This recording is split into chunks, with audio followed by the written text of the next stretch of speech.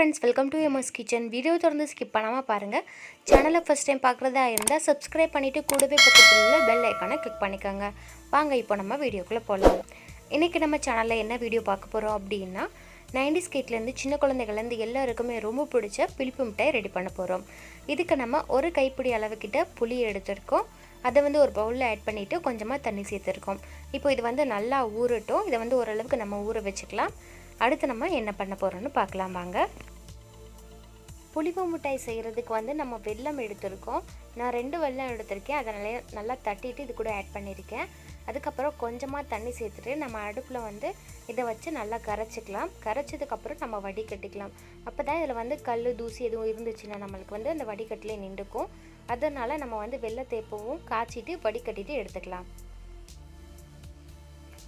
இப்போ புளி ஊறிடுச்சு. ஊறினதுக்கு அப்புறம் இந்த மாதிரி நல்லா பிசைஞ்சு நம்ம நல்லா கரைச்சிக்கலாம். இந்த தண்ணியிலே புளி நல்லா நம்ம கரைச்சிட்டு எடுத்துக்கலாம்.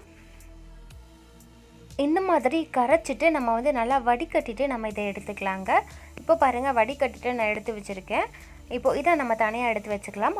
அடுத்து நம்ம ஒரு கடாய் அடுப்புல வச்சிட்டு அதை நம்ம அடுப்பு சிம்ல வச்சிட்டு கொஞ்ச நேரம் ஹீட் பண்ணிக்கலாம்.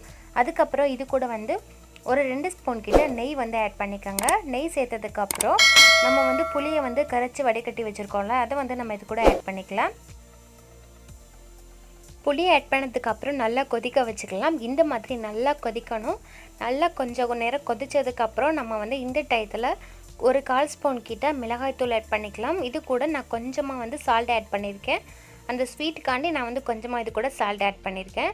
சால்ட் சேர்த்ததுக்கு அப்புறம் நல்லா mix பண்ணிக்கலாம். புளி ஓரளவுக்கு கொஞ்சம் லைட்டா வத்திரும். அந்த அளவுக்கு நல்லா mix பண்ணிக்கங்க.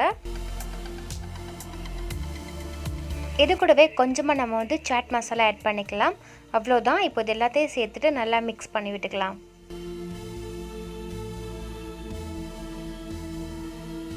அவ்வளவுதான். இது எல்லாத்தையும் சேர்த்து mix பண்ணதுக்கு அப்புறம் நமக்கு இந்த மாதிரி நல்லா திக்னஸா கிடைச்சிரும்.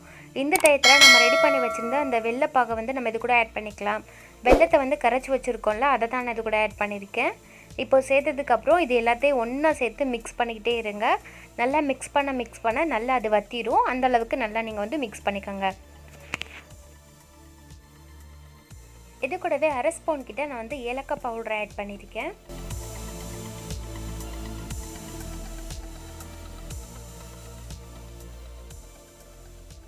இப்போ பாருங்க நல்லா mix பண்ணி நமக்கு இந்த மாதிரி ஒரு பதத்துக்கு ரெடி ஆயிடுச்சு. இந்த மாதிரி ரெடி ஆனதுக்கு அப்புறம் அடுப்பை ஆஃப் பண்ணிட்டு இத நம்ம தனியா எடுத்து வச்சுக்கலாம். கொஞ்ச நேரம் லைட்டா நம்ம இத ஆற வச்சுக்கலாம். ஆறுனதுக்கு அப்புறம் நமக்கு பிடிச்ச மாதிரி இத ரெடி பண்ணிட்டு எடுத்துக்கலாம். அவ்வளவுதான். இப்போ இத நான் ரெடி பண்ண போறேன். நான் இதுக்கு இந்த மாதிரி ஸ்பூன் எடுத்துர்க்கேன். இதுல தான் இப்போ நான் இத ரெடி பண்ணி வச்சுக்க போறேன். இந்த மாதிரி கொஞ்சமா எடுத்துட்டு நான் ஒரு கவர் போட்டு இத கவர் பண்ணி வச்சுக்க போறேன்.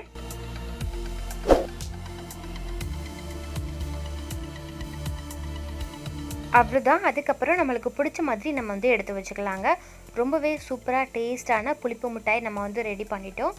இதே மாதிரி நீங்களும் ட்ரை பண்ணி பாருங்க. எல்லாருக்குமே ரொம்ப பிடிக்கும்.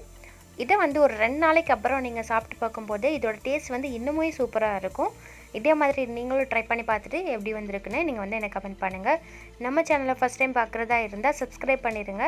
கூடவே பக்கத்துல உள்ள பெல் ஐகானை கிளிக் பண்ணிட்டு ஆல் கொடுத்துக்கங்க. அப்பதான் நான் வீடியோ அப்லோட் பண்ற நேரம் சரியா வந்துட்டே இருக்கும். தொடர்ந்து நம்ம சேனலுக்கு சப்போர்ட் பண்ணுங்க. Okay friends, bye. இதே மாதிரி இன்னொரு வீடியோல மீண்டும் சந்திக்கலாம்.